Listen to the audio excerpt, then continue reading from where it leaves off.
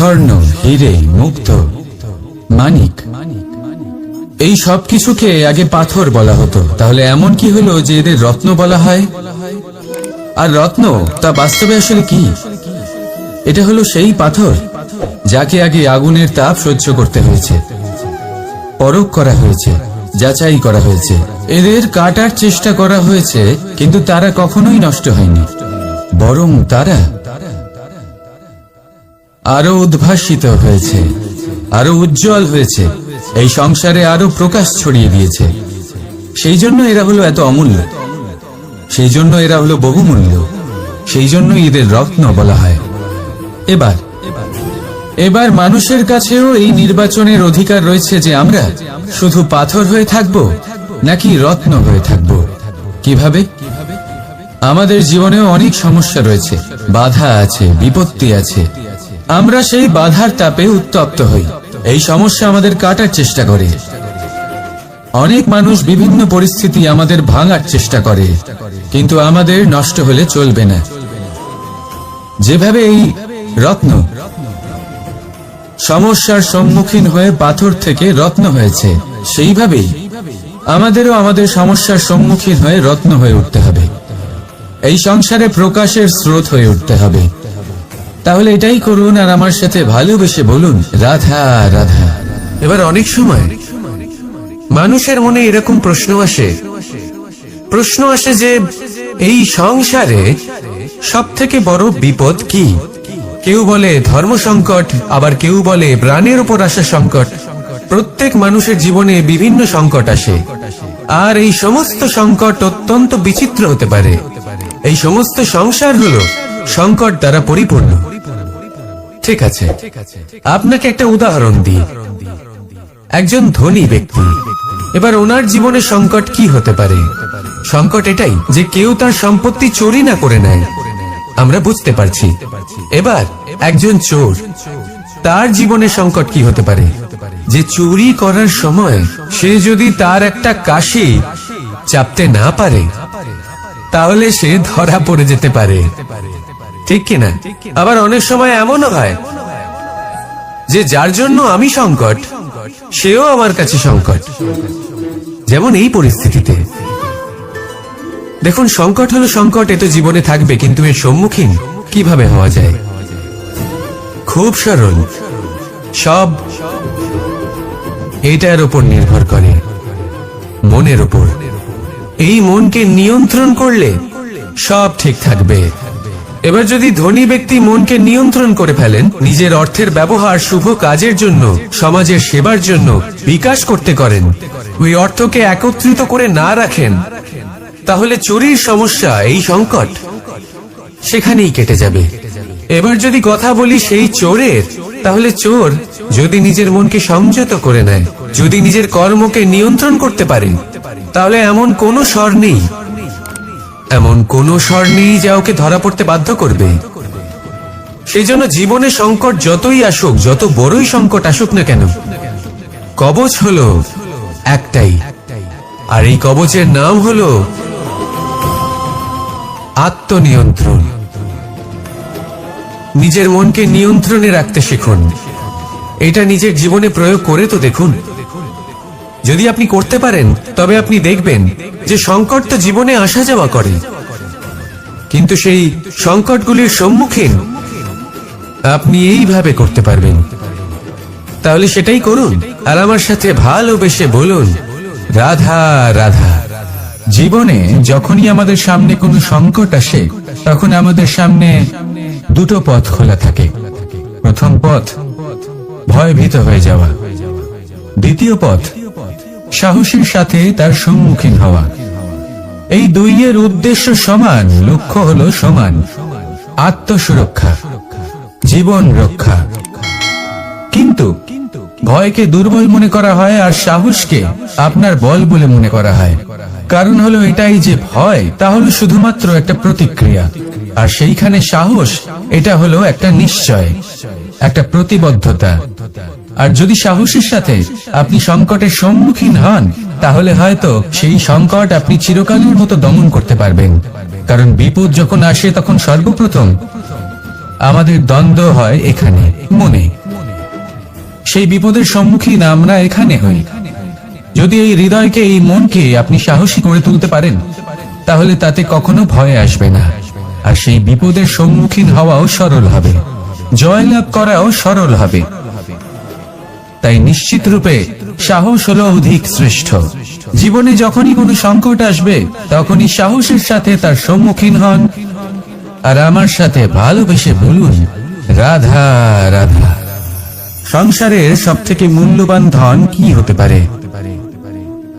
সেটা কি সেই স্বর্ণ যা দিয়ে অলংকার তৈরি করে আমরা ধারণ করি, নাকি সেই সব হিরে, মুক্ত, রত্ন যা হয় আমরা নিজেদের মুকুটে ধারণ করি বা হাতে আংটি বানিয়ে ধারণ করি, নাকি সেই ধন যার দ্বারা আমরা সংসারে যা চাই তাই কিনতে পারি? এই সব হলো ধন সম্পত্তি, কিন্তু সব থেকে বেশি মূল্যবান কিন্তু এরা নয়। এগুলো যে কেউ আপনার থেকে অনায়াসে কাটতে পারে। কোনো চোর চুরি করে নিতে পারে, কোনো ডাকাত এসে লুট করে নিতে পারে। সংসারের সব থেকে মূল্যবান ধন হলো সেটাই যাকে আমরা জ্ঞান বলে থাকি, যা আপনার থেকে কেউ কেড়ে নিতে পারবে না। কোনো ডাকাত লুট করে নিতে পারবে না, কোনো চোর চুরি করতে পারবে না, কোনো রাজা কর রূপে আপনার থেকে কেড়ে নিতে পারবে না। এগুলো আপনার সাথেই থাকবে। কিন্তু একটা কাজ আছে যা আপনি করতে পারেন। এই জ্ঞান রূপী ধন আপনি ছড়িয়ে দিতে পারেন। এই জ্ঞানই হলো এমন একমাত্র ধন যা ভাগ করে নিলে আরো বেড়ে যায়। সেই জন্য জীবনে সব সময় মনে রাখবেন, জ্ঞান লাভ করার বিষয়ে বেশি একাগ্র হন, ধন লাভ করার দিকে নয়। আমাদের মন প্রসন্ন চিত্ত হয়ে বলবে, রাধা রাধা। বৃক্ষের বীজ একটা সর্ষের দানার থেকেও ছোট হয়, কিন্তু যখন এটা বড় হয় তখন একটা বট গাছের মতো বৃহৎ আর মহান হয়ে ওঠে। গঙ্গা নদী, এর প্রারম্ভ হয় একটা ছোট্ট আর সরু স্রোত দিয়ে, তারপর সেটা বড় ধারায় বদলে যায়, তারপর সেটা নদীতে বদলে যায়, আর তারপর মহানদীতে পরিবর্তিত হয়। আপনি কি বুঝতে পারছেন যা আমি আপনাকে বোঝানোর চেষ্টা করে চলেছি? আমি আপনাকে বোঝাতে চাইছি যে প্রারম্ভ করার জন্য মহান হওয়ার কোনো প্রয়োজন নেই, কিন্তু হ্যাঁ, মহান হওয়ার জন্য প্রারম্ভ করা অত্যন্ত প্রয়োজনীয়। তাই শুরু করুন। আপনার ক্ষুদ্র এই প্রারম্ভ আপনার জন্য বৃহৎ হয়ে উঠতে পারে। শুরু করেই দেখুন না, আপনার গন্তব্য আপনার জন্য অপেক্ষা করে আছে। রাধা রাধা। পুষ্প দেখতে পাচ্ছেন আপনি? কি সুন্দর এই পুষ্প। সবাই চায় এরকম কোনো এক পুষ্প সে নিজের করে নেবে, নিজের কাছে রাখবে। এবার ভাবুন, এই পুষ্প যে সম্মান পায় তা কিসের জন্য পায়? শুধু কি তাকে সুন্দর দেখতে বলে? আসুন আপনাকে একটা কথা বোঝাই। এই ফুল যখন গাছে থাকে তখন এই রূপ আমাদের আকর্ষণ করে। এই ফুল দিয়ে যদি আপনি মালা বানান, কোন মূর্তিতে দেন, তাহলে তা সম্মানের নিদর্শন হয়। এবার এই ফুলই যদি আপনি বিছানাতে ছড়িয়ে দেন, তাহলে সেই দৃশ্য দেখে সেই সুবাসে আপনার মন পুলকিত হয়ে ওঠে। কিন্তু ভাবুন, এই পুষ্পই যদি আপনি চিতায় সাজান, তাহলে এই পুষ্পকে আর কেউ সম্মান করে না। একই রকম কথা, সেই একই পুষ্প এক পরিস্থিতিতে সম্মান পাচ্ছে, এক পরিস্থিতিতে নয়। কেন? কারণ এতেই লুকিয়ে রয়েছে একটা গুরুত্বপূর্ণ শিক্ষা। এর সারমর্ম হলো এটাই যে এই সম্মান ব্যক্তি বা বস্তুকে করা হয় না, সম্মান করা হয় সময় এবং পরিস্থিতিকে। এবার এই যে সময়, তা কখনোই আমাদের বশে থাকে না, আমাদের বশে থাকে পরিস্থিতি। আমাদের পরিস্থিতি কেমন হবে তার সিদ্ধান্ত স্বয়ং আমরাই নিই, আর যেরকম আমাদের পরিস্থিতি হবে সেরকমই আমাদের সম্মান করা হবে। তাহলে আসুন আমার সাথে ভালোবেসে বলুন, রাধা রাধা।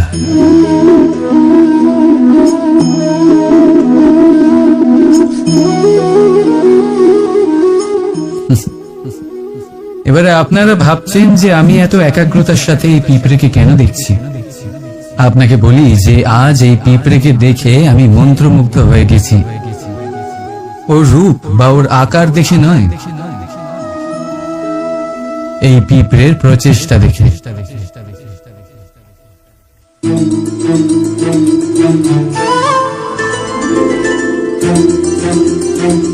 আপনি জানেন, অজস্র পরিশ্রমের পরেই পিঁপড়ে তার নিজের একটা ছোট বাড়ি বানাতে পারে, যা অন্য প্রাণীদের জন্য অত্যন্ত সহজ ব্যাপার। তাই পিঁপড়ের জন্য তার জীবনের সবচেয়ে বড় ঘটনা, সবচেয়ে বড় সাফল্য তার। ভবিষ্যতে এই পিঁপড়ে থাকুক বা না থাকুক, তাদের বানানো বাড়ি বহু বছর অবধি টিকে থাকে।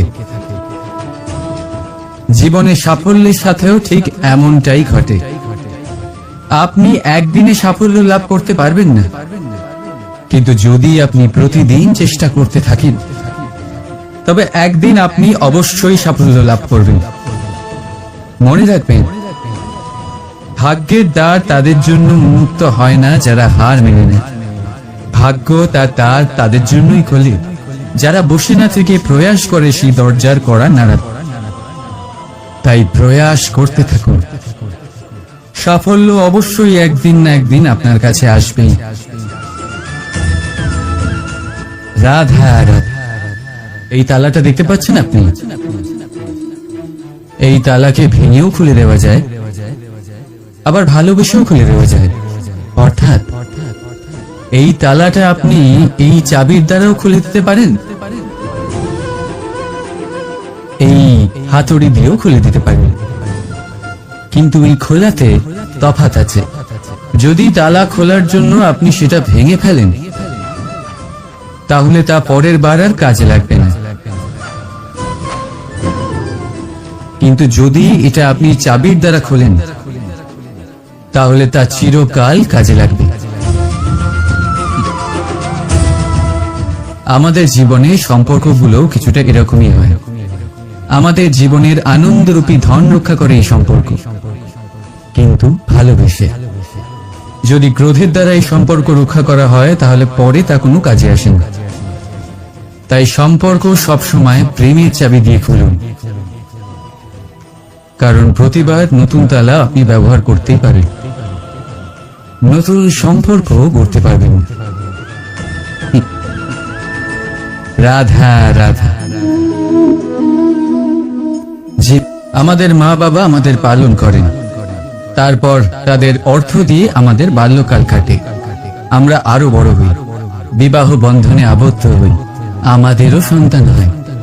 আমরা তাদের পালন করি, তারপর আমরা বৃদ্ধ হই, আর একদিন এই সংসার ছেড়ে আমরা সকলে চলে যাই। এটাই কি জীবন? আপনার মনে এই প্রশ্ন হয়তো অনেকবার জেগেছে, তাই না? এবার একটু জলের যাত্রাপথ লক্ষ্য করুন। সাগর থেকে বাষ্প হয়ে ওঠে এই জল, মেঘ হয়ে ঝরে পড়ে সে, তারপর নদী হয়ে আবার সাগরে মিলিয়ে যায়। কিন্তু কখনো এই প্রশ্ন করে না যে তার জীবন কি, তার উদ্দেশ্য কি। প্রতিটা মুহূর্ত বাঁচে সে, আর অন্যদের যতখানি সম্ভব সাহায্য করে। যখন সাগরে থাকে, তখন অসংখ্য জীবকে জীবন দান করে। যখন সাগর থেকে বাষ্প হয়ে মেঘ হয়ে যায়, তখন চাষিদের মনে এই আশা জাগায় যে ফসল আবার ফল। যখন বর্ষা হয়ে ঝরে পড়ে, তখন এই শুকনো তৃষ্ণার্ত ধরিত্রীর তৃষ্ণা মেটায়। আর যখন নদীতে থাকে, তখন তার পারে নানান গাছপালার জন্ম দেয়। কিন্তু ভাবুন, জল কি কখনো এটা ভাবে যে তার জীবন কি বা তার জীবনের উদ্দেশ্যটাই বা কি? না, সে শুধু নিজের ধর্ম পালন করে যায়, আর যতটা সম্ভব সবাইকে আনন্দ প্রদান করতে থাকে। সেই জন্যই জীবনে কখনো এই প্রশ্ন করবেন না যে এই জীবন কি, এই জীবনের উদ্দেশ্য কি। শুধু এই জীবন বাঁচুন, আর যতটা সম্ভব সবাইকে আনন্দ প্রদান করুন। মন প্রসন্ন হয়ে বলবে রাধা রাধা। কখনো বৃষ্টির জন্য হওয়া কাদার মধ্যে দিয়ে আপনি নিজের বাড়ি ফিরেছেন? পাদুকা পরার জন্য আপনি ওই কাদা থেকে অবশ্যই বেঁচে যান, কিন্তু সেই পাদুকা থেকে আগত নোংরা কাদার ছিটে আপনার বস্ত্রকে ময়লা করেই দেন। কিন্তু তাও সেই ছিটের জন্য আপনার বস্ত্র ময়লা হয়ে যাবে, সেই জন্য আপনি পাদুকা পরা ছেড়ে দেন না। ঠিক সেইভাবেই জীবনে এমন কিছু মানুষও আসেন যারা পাদুকার মতো হন, যারা আপনাকে কাদার থেকে বাঁচিয়ে নেন, কিন্তু বস্ত্ররূপী আপনার মনের উপরে আশঙ্কার দাগ ছেড়ে যান। এইসব মানুষের জন্য নিজের মন ছোট করার কোনো প্রয়োজন নেই। প্রয়োজন আছে শুধু এটা ভাবার যে আপনি নিজের পা কাদার থেকে বাঁচাবেন নাকি আপনার বস্ত্র। জীবনে গম্ভীর হওয়া ভালো কথা, কিন্তু সমস্ত বিষয় যদি গম্ভীরভাবে ভাবতে থাকেন তাহলে জীবনের আনন্দটাই শেষ হয়ে যাবে। এই সংসার অস্থায়ী, এখানে এমন কিছুই নেই যা চিরকাল জীবিত থাকবে। তাই যতক্ষণ এই জীবন আছে সন্তুষ্টি আর আনন্দ নিয়ে বাঁচুন। নিজের উপর আগত কাদার ছিটের দিকে মন দেবেন না, শুধু আনন্দ বিতরণ করুন। মন প্রসন্ন হয়ে বলবে রাধা রাধা। এই সংসারের সব থেকে বড় সত্যি হলো জন্ম এবং মৃত্যু, কিন্তু আরো বড় একটা সত্য আছে, মিত্র এবং শত্রু, যা আমাদের সকলের জীবনে থাকে।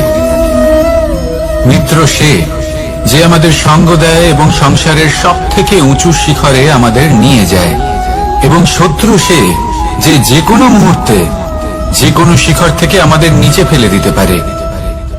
এবার বিচিত্র ব্যাপার হলো এটাই যে আমরা নিজেরাই এদের সাথে নিয়ে চলি, নিজেরাই এদের পালন করি। তা কি করে? প্রথমে বুঝুন এই মিত্র এবং শত্রু কারা। আপনার নিজের মন, আর কেউ নয়। এই মনই হলো মিত্র যখন তাতে ভারসাম্য বজায় থাকে, তা নিয়ন্ত্রিত থাকে, তা পবিত্র হয়। কিন্তু যদি এই মন অনিয়ন্ত্রিত হয়ে পড়ে, যদি আপনাকে সে নিয়ন্ত্রণ করতে শুরু করে, তখন সেই আপনার সব থেকে বড় শত্রু হয়। সেই জন্য এই মনের ওপর নিয়ন্ত্রণ রাখতে শিখুন, এতে ভারসাম্য বজায় রাখতে শিখুন। তাহলে আপনি এমন এক বন্ধুকে পাবেন যে আপনাকে এই সংসারের শিখরে পৌঁছে দেবে। আসুন আমার সাথে ভালোবেসে বলুন রাধা রাধা। ঈশ্বর আসলে কে? সংসারের বেশিরভাগ মানুষের কাছে ঈশ্বর হলেন এই সংসারের রচয়িতা, পালনকর্তা। কারোর কাছে উনি জ্ঞাতা, কারোর কাছে উনি হলেন আস্থার প্রতীক, আবার কারোর জন্য শুধুমাত্র অন্ধবিশ্বাস। ইনি হলেন আপনার ইষ্ট। সেই জন্যই তো গুরু, মাতা, পিতা এনাদেরও ঈশ্বরই বলা হয়েছে। যাদেরকে আমরা ঈশ্বর বলে মনে করি, যারা আমাদের ইষ্ট, তারা আমাদের একটি পথ দেখান, একটি দিকে চালিত করেন। সেই পথে চলে আপনি শুভ কর্ম করতে পারেন। আর যখন কোনো ব্যক্তি তার ঈশ্বরের আদেশ পালন করেন, তখন সে নিজে থেকেই শুভ পথে অগ্রসর হয়ে যান। বেশ কয়েকজন মানুষ ঈশ্বরের উপর আস্থা রাখেন এবং ভাবেন যে অনুচিত কোনো কাজ করা উচিত নয়, ঈশ্বর দেখছেন। ওনারা ভয় পান যে কোনো অনুচিত কর্ম করলে কে জানে তার পরিণাম কি হবে। এমন অনেক ব্যক্তি রয়েছেন যারা ঈশ্বরকে বিশ্বাস করেন এবং জানেন যে ঈশ্বর তাদেরকে দেখছেন। তাই যে যে শুভ কর্ম ওনারা করেছেন তার ফল তারা অবশ্যই পাবেন। এবার আপনি ভয় পেয়ে ঈশ্বরকে বিশ্বাস করবেন নাকি বিশ্বাসের দ্বারা ঈশ্বরকে বিশ্বাস করবেন, সেই সিদ্ধান্ত আপনারই। কিন্তু হ্যাঁ, যদি আপনার মনে ঈশ্বরের জন্য কোনো স্থান থাকে, যদি আপনার কোনো ইষ্ট থাকেন, যদি আপনি কাউকে ঈশ্বর মনে করেন, যার প্রত্যেক আদেশ আপনি পালন করে থাকেন, তাহলে বলি ঈশ্বর কখনো আপনাকে অনুচিত পথে চালিত করবেন না। আসুন আমার সাথে ভালোবেসে বলুন রাধা রাধা। এই সংসারে ভিন্ন ভিন্ন ধরনের গাছ আছে, অসংখ্য ধরনের প্রজাতি আছে। কিছু গাছ পাতা দিয়ে থাকে, কিছু ফুল, কিছু ফল, কেউ ছায়া প্রদান করে, কেউ শীতলতা প্রদান করে, কেউ নিজেকে খুব কষ্ট দিয়ে এই সংসারের বিকাশে সহায়ক হয়ে ওঠে।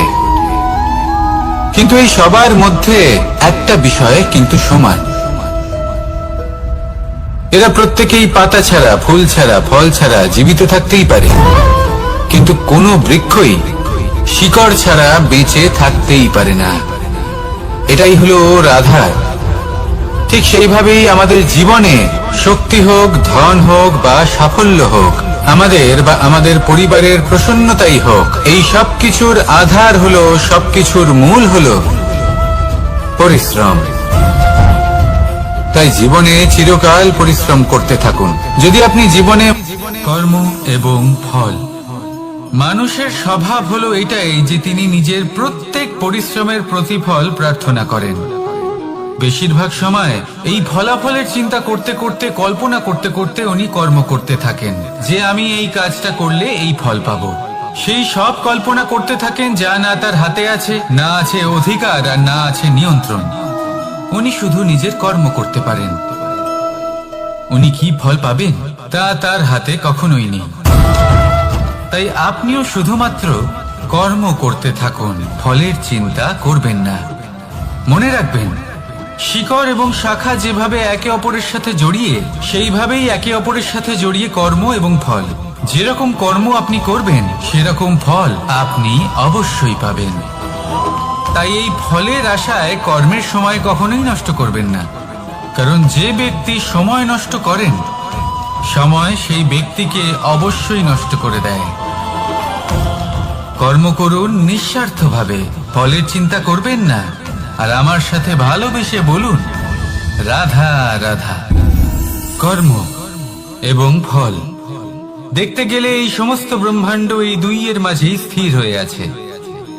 মানুষজন কর্ম করেন ভালো ফল লাভের আশায়, আর ভালো ফল লাভের আশায় উনি এটাই ভুলে যান যে উনি যে কর্ম করছেন তা কি করছেন। আমি বলেছিলাম কর্ম করুন ফলের চিন্তা না করে, কিন্তু কি কর্ম করছেন সেই বিষয়ে ভাবাটাও অত্যন্ত আবশ্যক।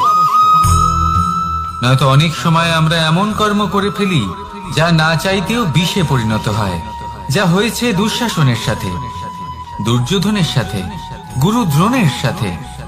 একজনের মানসিকতা উচিত ছিল না, একজনের বিবেক উচিত ছিল না, আরেকজন যে পক্ষ নির্বাচন করেছিলেন সেই পক্ষ উচিত ছিল না। আর যা কিছু ওনাদের সাথে হলো, আপনার, আমার, আমাদের সকলের সাথে তা হতে পারে।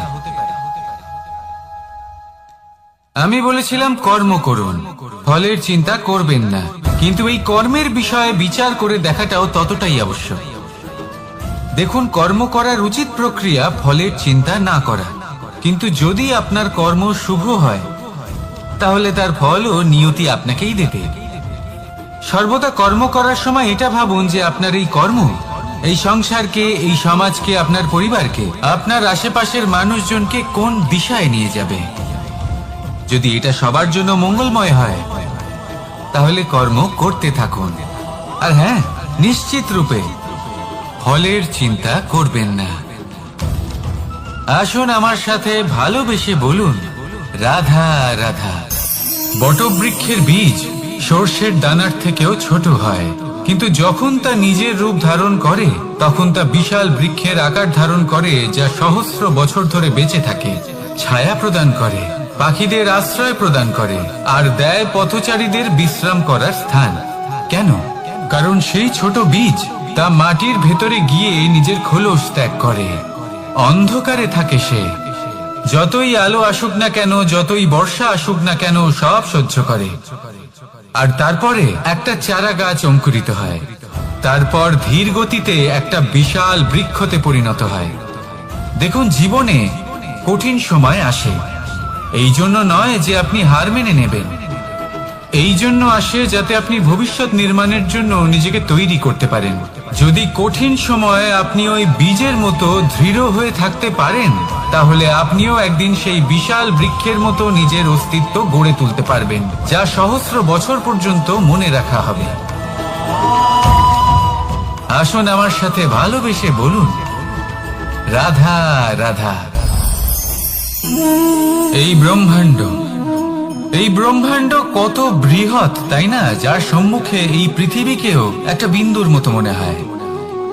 আর এই পৃথিবীতে আমরা কে হই, আমাদের আকার কি রকম, আমাদের অস্তিত্বই বা কি? যখন আমরা এভাবে ভাবি তখন মনে হয় আমরা কিছুই নই। তা আমরা যখন কিছুই নই, তাহলে আমরা এত চিন্তা করি কেন?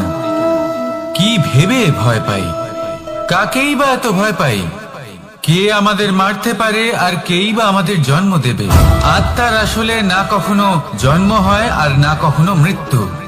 আত্মা শুধুই শরীর বদল করে।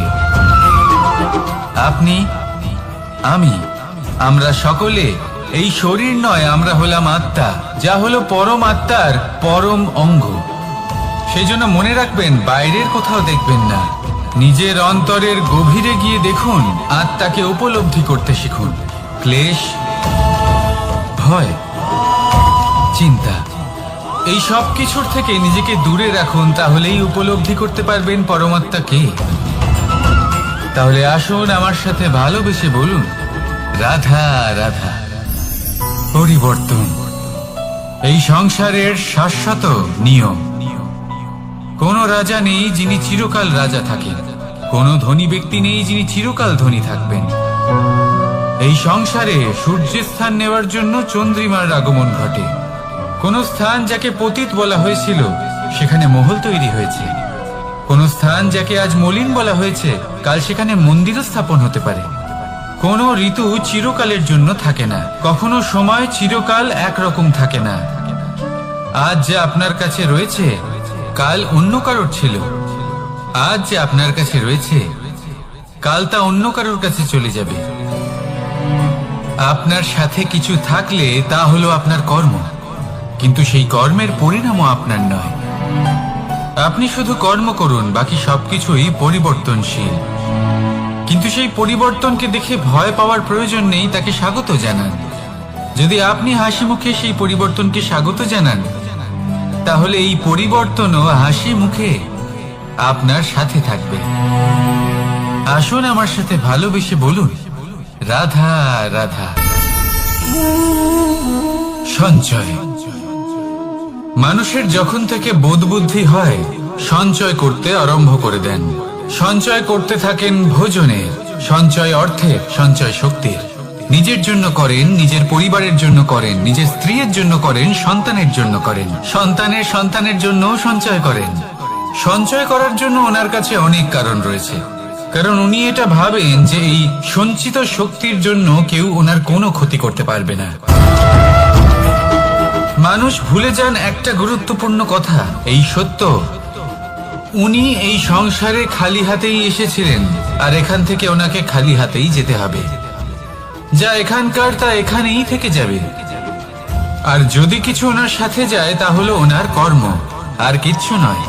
তাই যদি কিছু অর্জন করতে চান, তাহলে শুভ কর্ম অর্জন করুন, আত্মশক্তি অর্জন করুন, কারণ পরলোকে এটাই হবে আপনার সম্পত্তি।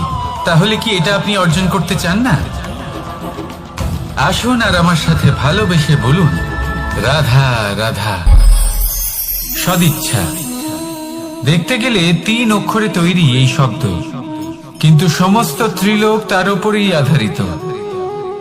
আপনি এই সংসারে এসেছেন, তখন অবশ্যই শ্বাস নেবেন, কিন্তু তার বদলে আপনাকে কিছু তো দিতেই হবে। আপনার উপর নির্ভর করছে আপনি কি দেবেন। কি দেবেন এই সংসারকে, এই সমাজকে, নিজের পরিবারকে, আর তার বদলে কি নেবেন? যশ নাকি অপযশ? দেখুন, এক ছিল রাবণ, যে কিনা সমুদ্র পার করলো সীতাকে অপহরণ করার জন্য, আর এক ছিলেন রামচন্দ্র, যিনি সমুদ্র পার করেছিলেন, সেতু বানিয়ে গিয়েছিলেন সীতাকে ফিরিয়ে নিয়ে আসার জন্য। দুজনেই সমুদ্র পার করেছিলেন, শুধু পার্থক্য ছিল সদিচ্ছাকে বোঝার, লক্ষ্যের। অনেক মানুষের যাত্রা একরকম হতেই পারে, কিন্তু আনন্দ তখনই লাভ করবেন যখন লক্ষ্য শুভ হবে, মহান হবে। এই লক্ষ্য দিয়ে এই সংসারের কল্যাণ হবে এবং মানুষের সম্মান হবে। যদি আপনার সংকল্প উচিত হয় তাহলে আপনার লক্ষ্য উচিতই হবে, নয়তো শুধুমাত্র বিনাশ হবে। আর উচিত এটাই হবে যে বিনাশের হাত থেকে যেন নিজেকে বাঁচানো যায়, কি বলেন? তাই জীবনে যে লক্ষ্য স্থির করছেন মনে রাখবেন তা যেন শুভ লক্ষ্য হয়। যদি এরকম হয় তাহলে আপনার যাত্রা, আপনার জীবন দুটোই শুভময় হবে। আসুন আর আমার সাথে ভালোবেসে বলুন, রাধা রাধা। সুরক্ষা। এই সুরক্ষা আসলে কি? এটা কি কোনো কবচ নাকি কোনো সীমা? এই সুরক্ষা আসলে অন্য কিছু। আমাদের মাতা পিতা, আমাদের প্রিয়জন, আমাদের বন্ধু, এই সমাজ, আমাদের শুভাকাঙ্ক্ষী, আমাদের আত্মীয়, এনারা সবাই আমাদের জীবনে কোনো না কোনো ভাবে সুরক্ষা দিয়ে থাকেন, একটা কবচ দিয়ে থাকেন কোনো না কোনো রূপে। কিন্তু দেখতে গেলে আমাদের পরাক্রমের পথে, আমাদের বীরত্বের পথে, আমাদের সাহসের পথে এই সুরক্ষাই সব থেকে বড় বাধা হয়ে দাঁড়ায়। একবার ভেবে দেখুন, যদি আপনি কোনো সুরক্ষাই না পান, বা যদি আপনি এই সুরক্ষা ভেঙে বাইরে আসতে পারেন, তাহলে আপনার বীরত্ব চরম সীমায় পৌঁছে যায়। কেন? কারণ তখন আপনি জানেন যে এই সংসারের সম্মুখীন আমাদের নিজেদেরই হতে হবে। আপনি বুঝে যান যে শত্রুর সম্মুখীন এবার নিজের বলের দ্বারা, নিজের পরাক্রমের দ্বারা, নিজের সাহসের দ্বারা করতে হবে। আর তখন আমাদের মনের মধ্যে এই শক্তি জাগ্রত হয়। এই শক্তি অন্তরেই বসবাস করে। শুধু এটা চিনে নিতে হবে, একে জাগ্রত করতে হবে। আর এটা সুরক্ষা ভেঙে যাওয়ার পরেই সম্ভব হয়। আর যারা নিজের শক্তি সম্পর্কে জানেন, যিনি নিজেই জানেন তিনি কতটা শক্তিশালী, তিনি নিজেই নিজের সুরক্ষা কবচ চিরকালের মতো ভেঙে ফেলে দেন, ঠিক কর্ণের মতো। আর তারপরে দেখুন, আপনার পরাজয় হোক বা বিজয়ী হোক না কেন, সেটাই অনেক বড় হয়, সেটাই প্রশস্ত হয়ে থাকে। সেই জন্য ত্যাগ করুন নিজের ভয়কে, নিজের আশেপাশের এই সুরক্ষা চক্রকে ভেঙে ফেলুন। আর সম্মুখীন হন এই সংসারে, নিজের শত্রু সম্মুখীন হন। পরাক্রমের এই অঙ্কুর, তা অঙ্কুরিত হওয়ার জন্য বীজের উপরের এই কবচ, এটা ভেঙে যাওয়া অতি আবশ্যক। আসুন আমার সাথে ভালোবেসে বলুন, রাধা রাধা। যখন আমরা হাঁটতে থাকি আর আমাদের পায়ে কাঁটা বিঁধে যায়, তখন মুখ দিয়ে আহ বেরিয়ে আসে, কান্না চলে আসে, আর অনেক সময় অভিশাপও বেরিয়ে আসে। কিন্তু আমরা কি কখনো এটা এইভাবে দেখেছি, এইভাবে ভেবেছি যে আমরা যে পথে চলেছি সেই পথে কাঁটা বিঁধেছে, নাকি আমরা সেই পথ নির্বাচন করেছি যাতে শুধুই কাঁটা রয়েছে? নাকি আমরা এভাবে ভেবে দেখেছি যে এই কাঁটা আমাদের কষ্ট দিতে এসেছে, নাকি এটা আমরাই বিছিয়ে রেখেছিলাম? সাবধান থাকা উচিত ছিল, কারণ কাঁটা বিঁধলে যন্ত্রণা হবে, চিৎকার করে ফেলতে পারি, মুখ থেকে অভিশাপও বেরিয়ে আসতে পারে। কিন্তু এই অভিশাপ শুধুমাত্র আমাদের তরফ থেকে অভিশাপ হয়, সামনের ব্যক্তিটির উপরও নির্ভর করে। এবার সেই ব্যক্তি যদি এমন হয় যে ফুল আর কাঁটা এই দুই সমানভাবে গ্রহণ করতে পারে, তার কাছে অভিশাপও বরদানে পরিণত হয়। শেষ পর্যন্ত ব্যাপারটা দাঁড়ায় ভাবনা, চিন্তা, দৃষ্টিভঙ্গির উপর। কারণ আপনার এই ভাবনাই সত্যি হয়ে সামনে আসে। সেই জন্য এই ভাবনা, চিন্তা, মানসিকতাকে গুরুত্ব সহকারে দেখবেন। এই বিবেচনা নিয়ে বিবেচনা করতে শিখুন। আমার কথার অর্থ হলো যে জীবনে যখন এরকম কিছু একটা ঘটবে, তখন ভেবে দেখুন যে এরকম কেন হলো। আপনি কি এমন কোনো কর্ম করেছিলেন যার কর্মফল এটা? এমন কোনো কাজ যা অনুচিত ছিল, অসত্য ছিল, যা অভদ্রতার কারণ ছিল? ভেবে দেখা প্রয়োজন। দেখুন, ইচ্ছে হলো আপনার যে আপনি কি করতে চান, ভাবনা আপনার, সত্য আপনার, জীবন আপনার, সিদ্ধান্ত আপনার। আসুন আর আমার সাথে ভালোবেসে বলুন, রাধা রাধা। সময়, এই সময় আসলে কি? এই সময় একটা সরল রেখা তো কখনোই নয়। সময় হলো একটা চক্র, যেখানে এর আদি সেখানেই হলো এর অন্ত, আর যেখানে তা শেষ হয় সেখান থেকেই তার শুরু হয়। এই সময় একটা অত্যন্ত বিচিত্র চিন্তা, বিচিত্র ভাবনা, একটা বিচিত্র বস্তু যা কেউ বুঝতে পারেন না। এই সময়ের লীলা, এর কোনো প্রমাণ নেই, কোনো জ্ঞান নেই, কোনো পরিমাপ নেই। শুধু এটুকু আমরা জানতে পারি, যেখানে শেষ হবে সেখান থেকে একটা নতুন সূচনাও হবে। যা আজ আপনার কাছে আছে কাল অন্য কারোর কাছে যাবে, তারপরে তার কাছ থেকেও অন্য কারোর কাছে যাবে, তারপরে তার থেকেও ছিনিয়ে নেওয়া হবে। এই নিয়তির একজনের কাছ থেকে অন্যজনের কাছে আদান প্রদানের এই সময় হলো আপনার সময়। এই সময়ের সদ্ব্যবহার করুন, এই সময়কে বাঁচুন। আপনাকে শুধু এটাই সুনিশ্চিত করতে হবে যে আপনি কোন পক্ষে আছেন।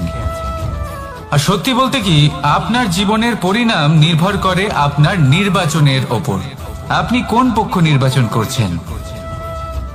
তাহলে মনে রাখবেন, জীবনে সেই পক্ষই নির্বাচন করবেন যা চয়ন করার পরে আপনি সুখ অনুভব করবেন, আপনি সন্তোষ লাভ করবেন, প্রসন্নতা লাভ করবেন। আর আমি এটাই সুনিশ্চিত করব যে এই পক্ষ যেন শান্তির পক্ষ হয়, এই পক্ষই যেন প্রেমের পক্ষ হয়। তাহলে চিন্তা করবেন না, আর আসুন আমার সাথে ভালোবেসে বলুন, রাধা রাধা। দৃষ্টি আর দৃষ্টিভঙ্গি, এই সমগ্র লীলা হলো এই দুইয়ের। বিচিত্র হতে পারে, কিন্তু এটাই সত্যি। এবার আপনাকে একটা উদাহরণ দিয়ে বোঝাই। অনেক সময় আপনি কোনো ব্যক্তিকে এটা বলতে শুনবেন যে আমি আমার নিজের উপরে গর্ব করি, আমি নিজেকে নিয়ে গর্ব করি, আমি খুব ভালোভাবে আমার মা বাবার সেবা করি, ওনাদের আমি সবসময় সুখী রাখি, ওনাদের আমি একটা বাড়ি দিয়েছি, সকল সুখ সুবিধা দিয়েছি, ওনাদের জীবনে প্রত্যেক জিনিস দিয়েছি আর দেব যা তাদের প্রয়োজন। এবার আমাকে বলুন যে আপনি কে হন। আপনি হলেন সেই বীজ যা আপনার মাতা পিতা রোপণ করেছেন। আপনার মা বাবাই আপনাকে এই সংসারে জন্ম দিয়েছেন। এবার এইসব কথার কি তাৎপর্য? এই হলো সেই ব্যক্তির দৃষ্টিভঙ্গি। এবার দেখা যাক এই প্রকৃতি আমাদের কি শেখায়। কখনো কোনো গাছকে দেখবেন, যখন সেই গাছে ফল আসে, সে মালিকে এটা বলে না যে দেখো আমি তোমাকে ফল খেতে দিচ্ছি। সেই বৃক্ষ এটা বলে না যে দেখো আমি তোমায় আহার করতে দিচ্ছি, কারণ ও জানে যে এটা হলো সেই মালির পরিশ্রম, এটা হলো তারই কর্মের ফল, আর এটা তারই পাওয়া উচিত।